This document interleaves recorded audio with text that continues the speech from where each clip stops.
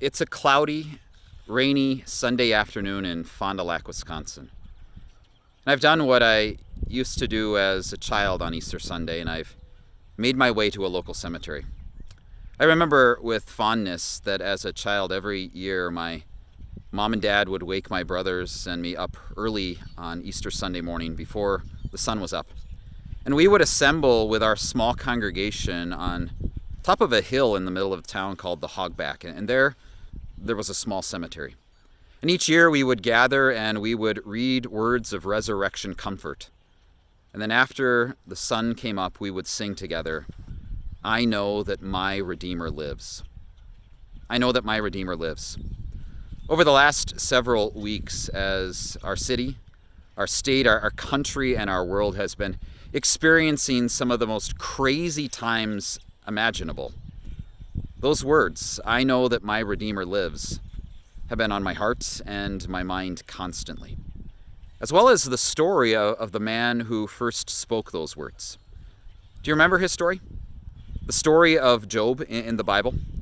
If you're not familiar with the story of Job, Job was this man that had almost everything taken away from him in very short sequence, kind of in a way like we've been experiencing now, but even worse. First thing that happened, one of his servants comes to him and tells him that a group of raiders came in, has stolen his cattle, and put the rest of the servants to death with the sword. And then in short sequence, it was the sheep, and then the camels that were taken away from him.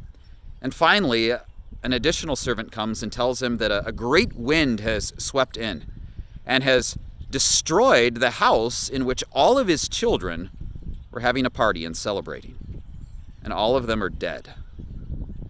In just a matter of hours, everything that Job held near and dear was taken from him. And then his health was also taken from him. God allowed sores and tumors to form all over Job's body. And yet this Job who had everything taken from him, his children, his health, his wealth, he's the one that spoke those words.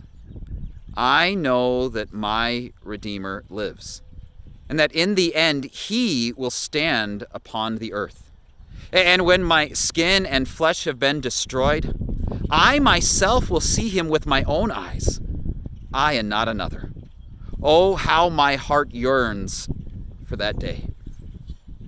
Oh, how our hearts too yearn for that day of no more sin or sorrow or sadness, a world without disease or without discord.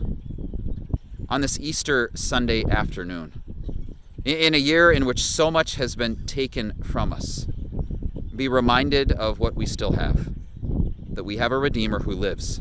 And because we have a Redeemer who lives, one day we too shall rise. My dear friends, have a blessed Easter afternoon, singing together, "I know that my Redeemer lives."